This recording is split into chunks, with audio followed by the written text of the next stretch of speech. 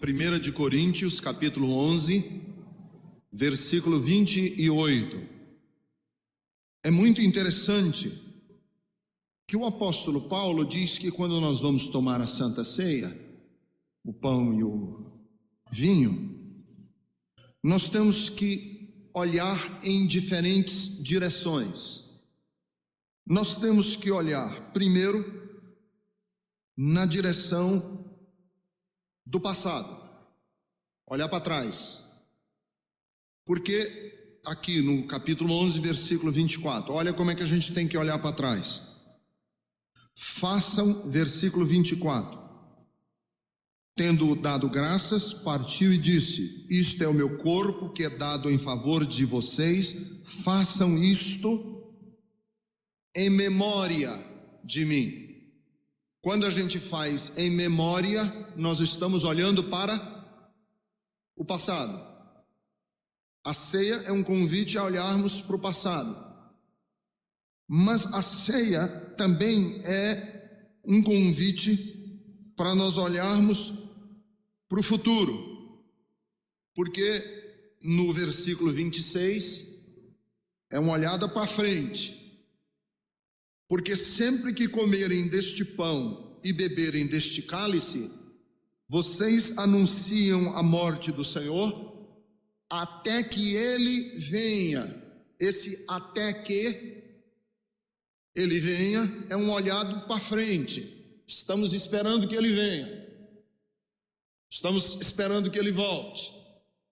É uma olhada não apenas para frente, mas é uma olhada ao redor, à nossa volta.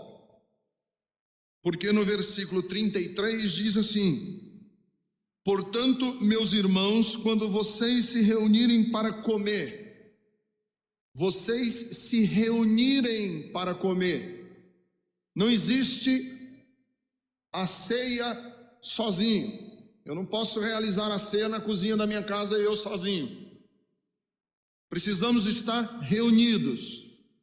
E é uma celebração de que a nossa fé é comunitária. Reunidos. Temos que olhar ao redor, porque o texto diz: esperem uns pelos outros. Tem que olhar para o outro, esperar por ele. E essa espera não é só uma espera da hora, é esperar pelo outro, de que ele caminhe junto comigo. Então nós já vimos que a ceia é um olhar para trás, a ceia é um olhar para frente, a ceia é um olhar ao redor, mas hoje eu quero especificamente falar da ceia como um olhar para dentro. É um olhar para dentro. Versículo 28. Examine-se cada um a si mesmo. É um olhar introspectivo.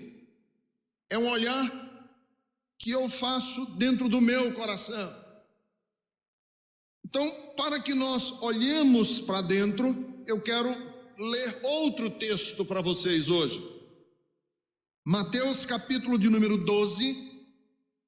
Vamos ler a partir do versículo de número 33. Vamos fazer esse exercício de olhar para dentro.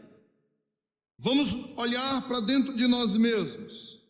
Mateus 12, 33. Olhar para dentro. Considerem: uma árvore boa dá fruto bom, e uma árvore ruim dá fruto ruim. Pois uma árvore é conhecida pelo seu fruto. Raça de víboras, como podem vocês que são maus dizer coisas boas? Pois a boca fala do que está cheio o coração. Um homem bom, do seu bom tesouro tira coisas boas, e o homem mau, do seu mau tesouro tira coisas más. Mas eu lhes digo que no dia do juízo, os homens haverão de dar conta de toda palavra inútil que tiverem falado, pois por suas palavras vocês serão absolvidos e por suas palavras serão condenados. Vamos orar. Senhor, eu quero te pedir que tu, ó Deus, tragas a nossa mente e o nosso coração agora interessado nos valores eternos. Tanto o coração como a mente, nós queremos que estejam interessados naquilo que é eterno. Porque nós temos tantos interesses, e alguns deles são passageiros, temporários, e nós precisamos nos interessar pelo que é eterno. Ajuda-nos a olhar para dentro, porque é condição sine qua non para que tomemos a ceia, que nós saibamos nos examinar a nós mesmos.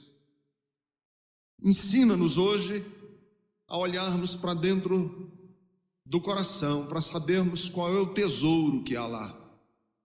No nome de Jesus eu te peço. Amém. Deixa eu fazer uma pergunta. Você se conhece? Você sabe realmente quem você é? Essa parece ser uma pergunta fácil, mas conhecermos-nos a nós mesmos é muito mais difícil do que a gente imagina. Os filósofos da filosofia grega tinham como uma máxima, e essa era uma máxima de Sócrates, por isso das máximas socráticas era: conhece-te a ti mesmo. É difícil a gente conhecer a nós mesmos, o nosso coração. Tanto que Provérbios, capítulo de número 16, versículo 32, o texto diz: melhor é o longânimo do que o herói de guerra, e o que domina o seu espírito é melhor do que o que toma uma cidade. Conhece-te a ti mesmo. Você se conhece? Você diz: pastor, como é que eu posso identificar o meu verdadeiro eu? Como é que eu posso me conhecer? A Bíblia Sagrada diz em Provérbios 27, 19: como na água o rosto corresponde ao rosto, assim o coração do homem ao seu coração. Olha que texto interessante. Provérbios 27, 19. Assim como na água o rosto corresponde ao rosto, assim o coração do homem corresponde ao próprio homem. Provérbios 23, versículo 7 diz que assim como imagina a minha alma, assim eu sou. Então vejam bem, quem sou eu? Essa é uma pergunta aparentemente fácil. Ricardo Gondim Rodrigues, RG 457-598, SSP Ceará. Esse é o Ricardo. Mas essa é simples a resposta. Casado com a Silvia Jerusa, pai de 3 filhos. Mas essa é uma resposta simples. O Ricardo é muito mais complicado de ser respondido do que isso. Por quê? Porque nós somos a somatória de tudo aquilo que nós vivemos na nossa infância. Nós somos a somatória daquilo que os nossos familiares eram. Nós somos a somatória das influências que os nossos amigos, principalmente os adolescentes, foram para nós. Quem sou eu? Eu sou a somatória dos lugares que frequentei. Eu sou a somatória dos traumas que sofri. Eu sou a somatória dos traumas que eu infligi. Eu sou a somatória das alegrias que experimentei. Eu sou a somatória das experiências que tive, traumáticas e doloridas. Eu sou a somatória das influências religiosas na minha cabeça. Eu sou tudo isso. Quem sou eu? É uma pergunta difícil. Porque o apóstolo São Paulo diz: examine-se o homem a si mesmo. Que coisa difícil é eu me autoexaminar. Eu prefiro que outro me examine. É muito mais fácil que um psicólogo ou um psiquiatra me examine. Mas o texto diz: examine-se a si mesmo. Eu queria que o pastor me examinasse. Pastor, me examina, diga quem eu sou. O texto diz: examine-se, você tem que se examinar. Eu queria que o Espírito Santo me examinasse. O texto diz: examine-se. Não é o Espírito Santo. Eu queria que um anjo viesse dizer quem eu sou. O texto diz: examine-se a si mesmo. Por isso é que eu fui buscar ajuda em Mateus capítulo 12, porque Jesus nos ajuda a examinarmos a nós mesmos ali. Quem sou eu? Versículo 33. Você não é o que você aparenta. Você é o que você produz. Você não é o que você aparenta. Você é o que você produz, o que você gera. Você não é o que você aparenta, você é o que você gera. Veja o que Jesus diz no versículo 33. Uma árvore boa dá fruto bom. Quem sou eu? Eu sou aquilo que eu produzo. Que tipo de vida eu gero? Que tipo de rastro eu deixo atrás de mim? O que eu gero? Você gera morte? Você gera inquietação? O que você gera na sua vida? Você é o que você gera. Você gera perplexidade, você gera alegrias. O que é que você gera? Segundo, a sua verdadeira identidade é definida pela coerência entre o que você é e o que você aparenta ser. Quem sou eu? O verdadeiro Ricardo é definido pela coerência entre o que eu sou e o que eu aparento ser. Veja que Jesus diz isso no versículo 34. Raça de víboras, como podem vocês que são maus dizer coisas boas? Pois a boca fala do que está cheio o coração. Como é que pode eu ser uma coisa e querer aparentar outra? Jesus disse: isso vai rasgar você por dentro, vai dividir você, porque o verdadeiro eu é definido pela coerência entre o que eu sou e o que eu aparento ser. O que eu sou para os outros é a minha reputação. O que eu sou para Deus é o meu caráter. Quem é o Ricardo verdadeiro? O Ricardo verdadeiro é definido pela coerência entre a minha reputação e o meu caráter. Não adianta ter reputação e não ter caráter. É preciso que eles sejam coerentes. Por isso é que eu posso definir honestidade como a coerência com que eu vivo os valores que eu falo. O que é honestidade? Honestidade é definida pelo meu compromisso de viver aquilo que eu falo. O que é integridade? Integridade é o preço que eu pago para viver coerentemente. Integridade que não requer esse preço significa que não é integridade.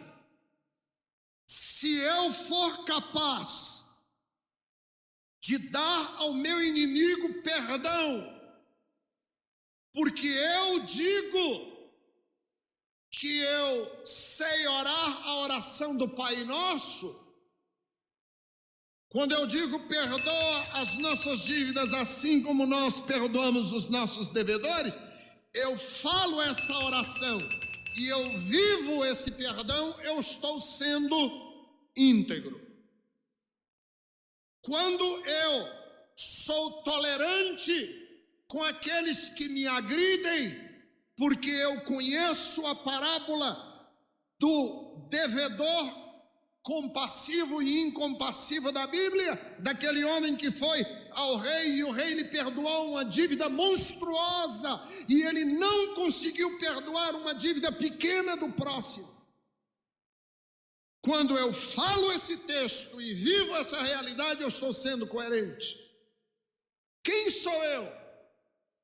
Eu sou a coerência entre o que eu vivo e o que eu aparento viver.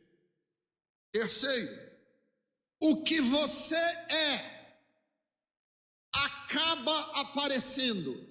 Não adianta dissimular. Veja a última parte do versículo 34. Quando ele diz assim: a boca fala do que está cheio o coração. Você diz assim: pastor, quem eu sou? Sabe quem eu sou? Eu sou aquele que num descuido, que quando eu não estou vigiando, vem à tona. Quem eu sou? Eu sou aquele que quando eu não estou policiando, brota. Esse sou eu. Eu não sou aquele que está sendo vigiado, eu sou aquele quando não estou sendo vigiado. Sabe quem eu sou? Eu sou aquele que surge quando eu mesmo estou desapercebido. Porque a minha boca vai falar daquilo que o meu coração está cheio.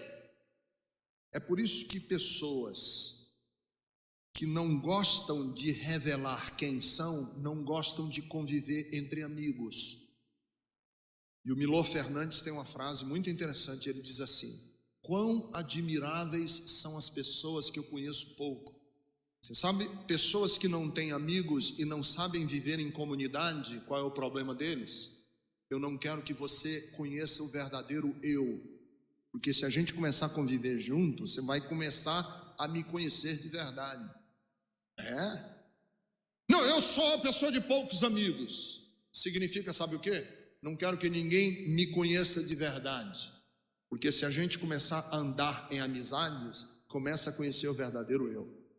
Ora, basta você ir para um jogo de futebol, de amigos. Vamos tirar um racha. Vamos jogar uma bolinha juntos. Isso é maravilhoso quando acontece em acampamento de igreja.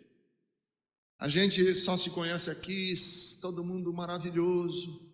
Aleluia, Jesus. Tudo é bom. Tudo é maravilhoso. Vamos para o jogo de futebol. De repente a boca começa a falar do que o coração está cheio. Ladrão. Eu, por exemplo, quando estou em jogo de futebol da igreja, como eu sou muito perna de pau, às vezes o único lugar que me escalam é de juiz. Mas eu não vou ser juiz nunca de jogo de futebol de igreja.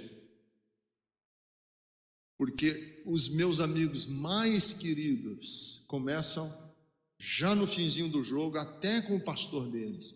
Pastor, você está roubando, pastor? E é um jogo bobo, tolo, não é? Quarto, quem sou eu? Eu sou o resultado daquilo que eu alimento o meu coração. Quando eu era adolescente, tinha um ditado popular entre os hippies, a geração hippie: que eles diziam assim: você é o que você come. Porque tinha toda uma mentalidade na nossa época de jovens, época dos Beatles, daquela época, e de uma alimentação saudável. Lembra da macrobiótica que a gente comia? E aí eles inventaram um negócio que era o seguinte: você é o que você come, cuidado com o que você come. Eu comendo essas batatinhas tudo encebada aí nesses lugares, esses cachorro-quente cheios de maionese. Você é o que você come. Lógico que você come é o que você é. Jesus vai mais profundamente no raciocínio. Você é o que você alimenta o seu coração. Veja o que ele diz no versículo de número 35. O homem bom, do seu bom tesouro, tira coisas boas. E o homem mau, do seu mau tesouro, tira coisas más. Do que eu me alimento, essa passa a ser a minha estrutura. Eu vou alimentando minha alma de porcarias. Quando eu meter a mão para tirar o que eu sou de verdade e reconhecer, eu sou o produto daquilo que eu me alimentei. Do que você se alimenta? De coisas boas ou de coisas ruins? Depende do que você está colocando dentro. Por que minha boca, quando fala coisas ruins? Porque eu passei uma semana, 15 dias, alimentando minha boca da mentalidade podre, de uma sociedade podre. Você começa a alimentar a sua cabeça do que não presta, de valores tortos e podres, vai alimentando de ganância, de ódio, de tudo que não presta. E aí, quando você precisa tirar o que você é para saber quem você é, está podre. Que foi disso que você se alimentou. Quem sou eu? Eu sou o que falo. Minha boca diz quem eu sou. As nossas palavras têm um valor tão grande na eternidade que nós nem imaginamos. A Bíblia Sagrada diz nos versículos 36 e no versículo 37 que um dos critérios, vão haver alguns critérios pelos quais nós vamos ser julgados. Um dos critérios pelos quais nós vamos ser julgados é o que nós falamos. Interessante isso. O que você fala? O texto diz: eu lhes digo que no dia do juízo os homens haverão de dar conta de toda palavra inútil que tiverem falado. E o versículo 37 chega a ser até mais contundente: pelas suas palavras você será absolvido ou será condenado, pelo que você falar. Então, diante desse diagnóstico, nós estamos precisando nos conhecer. Permita-me lhes dar alguns conselhos práticos para que nós sejamos pessoas coerentes. Invista nos seus valores interiores. Pense o seguinte: quanto tempo durante essa semana você gastou investindo no seu corpo exterior? E quanto tempo você investiu nos seus valores interiores? Faça um balanço de quantas horas você gastou ouvindo rádio, assistindo imbecilidades na televisão. Você é o que você se alimenta. Então, ver um cara com cara de imbecil para mim, eu já fico pensando do que ele se alimentou essa semana, porque ele está com essa cara de imbecil. Um desse dia eu estava conversando com o irmão, e o irmão falou assim: que? Eu disse: o que é isso, rapaz? Aí ele falou: é da pegadinha. Eu digo: rapaz, mas eu vou te contar. Segundo, quando coisas feias e vergonhosas surgirem na sua vida, nunca diga assim: foi sem querer. Eu não devia ter dito isso, foi sem querer. Não foi sem querer. Isso é o que você é. Não trate com leviandade. Quando coisas feias acontecerem com você, não trate com leviandade. Isso é o que você é. Não foi sem querer. Isso é a sua natureza que está vindo à tona. Terceiro, Tome muito cuidado com as palavras que você fala. Sabe de uma coisa? Deixa eu dar alguns conselhos para você mesmo. Que a Bíblia diz que nós vamos prestar conta de toda palavra que sai da nossa boca, não é verdade? Está escrito aqui? Não está escrito aqui que no dia do juízo nós vamos ter que prestar conta de toda palavra que nós dissermos? Isso aqui não foi Paulo que escreveu. Isso aqui não foi João que escreveu. Isso aqui foi escrito por Mateus, que Jesus falou. Então, algumas coisas que eu acho que nós devíamos tomar muito cuidado. Por exemplo, não seja portador de más notícias. Tome cuidado de ser o portador de más notícias. Se eu não posso ser portador de boas notícias, eu não quero ser de más. Nunca fale do que apenas for uma suspeita sua. Porque às vezes a gente fala o que a gente suspeita como verdade. Tome muito cuidado. Você suspeita de uma coisa, guarde com você.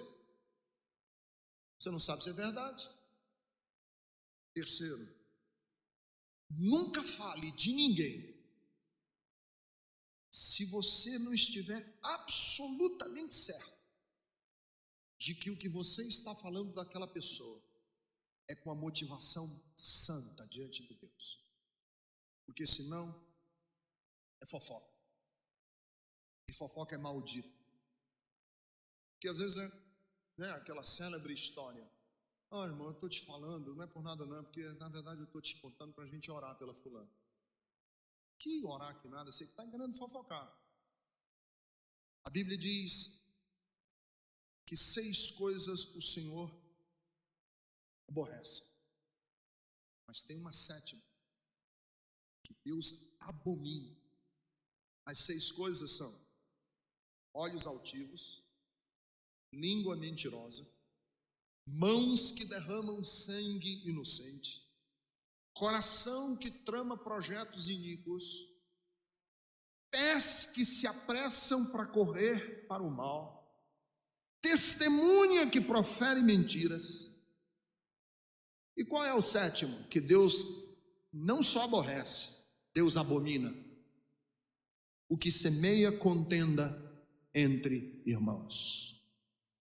Não é aborrecer, ele abomina, que semeia discórdias no meio dos irmãos. Isso é uma abominação de Deus.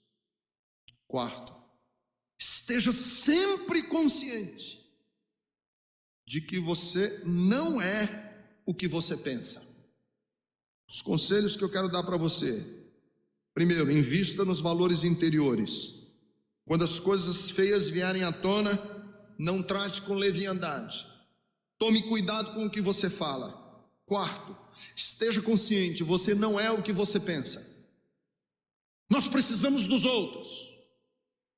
É aquela frase que se diz assim: eu sou o que sou e não tenho satisfação a dar a ninguém. Essa frase não é cristã. Não é do reino de Deus. O cristão tem sim satisfação a dar ao outro. Eu tenho sim satisfações a dar. Eu não tenho satisfação a dar a ninguém. Tenho. Sabe por quê? Porque eu não sei quem eu sou. Eu preciso que os outros estejam me dizendo. Que a palavra de Deus esteja dizendo quem eu sou. Que o Espírito Santo de Deus esteja me revelando quem eu sou. Eu não sou quem eu penso que eu sou. Os meus mecanismos que me dizem quem eu sou são enganosos. A Bíblia Sagrada diz que profundamente iníquo e enganoso é o coração do homem. Quem pode conhecer o coração do homem? Só o Espírito de Deus, que penetra e vasculha todas as coisas e que conhece até o próprio interior de Deus, é que conhece. Por isso é que a Bíblia diz que nós precisamos viver em comunidade. Porque é ferro afiando ferro. Um dos sinais mais claros de uma pessoa que está começando a se desviar, sabe o que é? Ele detesta a igreja. Esses crentes são todos uns vagabundos, tudo safado, tudo hipócrita, tudo não sei o quê. Eu não quero mais saber de igreja, agora sou eu dentro da minha própria casa. Eu digo, pronto, começou. Está caindo. Por quê? Porque ele precisa se isolar para que o outro não o conheça. O primeiro passo de que quem quer se desviar é: não, você não pode saber que eu estou caindo. Eu tenho que me separar de você. Quinto, viva com a certeza de que há um dia que a Bíblia chama de dia do juízo. Irmãos, no Espiritismo não existe esse dia. No hinduísmo não existe esse dia. No budismo não existe esse dia. Mas no cristianismo existe. A Bíblia chama de dia do juízo. E no dia do juízo, a Bíblia Sagrada diz que todos comparecerão. E a Bíblia Sagrada diz que nós vamos prestar contas daquilo que foi feito às secretas, daquilo que foi camuflado embaixo de panos quentes, daquilo que foi dissimulado habilmente. Tudo vai comparecer diante do tribunal chamado de dia do juízo. Então, às vezes a gente pensa assim: fiz, está feito, acabou, se ninguém sabe, terminou. Não, terminou não. Nós vamos comparecer diante do juiz e vamos prestar contas diante do juiz. Por isso que o texto diz: examine-se agora, para não sermos julgados com o mundo. Porque se eu me examinar agora, este cálice, que é o sangue de Jesus, me purifica de todo o pecado. É agora que é a hora de examinar. Que temos um advogado junto do Pai. É agora que o purgatório pode acontecer. Esse dia eu estava conversando com um católico, ele me perguntou: você não crê em purgatório? Eu digo: creio. Eu não sabia que crente cria em purgatório. Eu digo: creio. Agora, eu só não creio que o purgatório é quando a gente morre. Eu creio que o purgatório é agora. E o que me purga dos meus pecados não é fogo. O que me purga dos meus pecados é o sangue precioso de Jesus. É nele que eu estou purgado de todos os meus pecados. Então o purgatório, sabe quando é? É quando o crente se ajoelha e diz: Senhor, aqui está a minha vida. Eu estou precisando de que tu me perdoes. E nesta hora, o poder do sangue de Jesus é o purgatório mais eficaz que tem, porque ele não só limpa, mas ele purifica de todo o pecado. E por último, jamais diga que você está comprometido com o reino de Deus se você não estiver disposto a ser coerente com os valores que você defende, professa. Não diga assim: eu sou de Jesus, se você não está disposto a ser coerente com os valores que você vive e os valores que você professa. É impossível uma árvore que se diz boa está produzindo frutos podres. Impossível. Por isso é que eu vou hoje dizer: Senhor, olha para mim, me purifica, Senhor, porque eu não quero ser incoerente. Põe a tua luz nas áreas que são cegas para mim e que eu preciso colocar no teu altar. Vaidades, autoexaltação. Senhor, tira isso de mim, porque eu mesmo não consigo ver que sou assim. Eu não consigo ver que sou assim. Eu me engano. Eu preciso da tua luz. Porque quando nós estivermos comendo do pão e quando nós estivermos bebendo do cálice, olhando para dentro de nós podemos afinar esse ajuste fino entre as mazelas do nosso próprio coração enganoso e aquilo que a gente aparenta ser. A ser esse momento. E é um convite que eu quero fazer a você. Examine-se, cada homem e cada mulher, a si mesmo.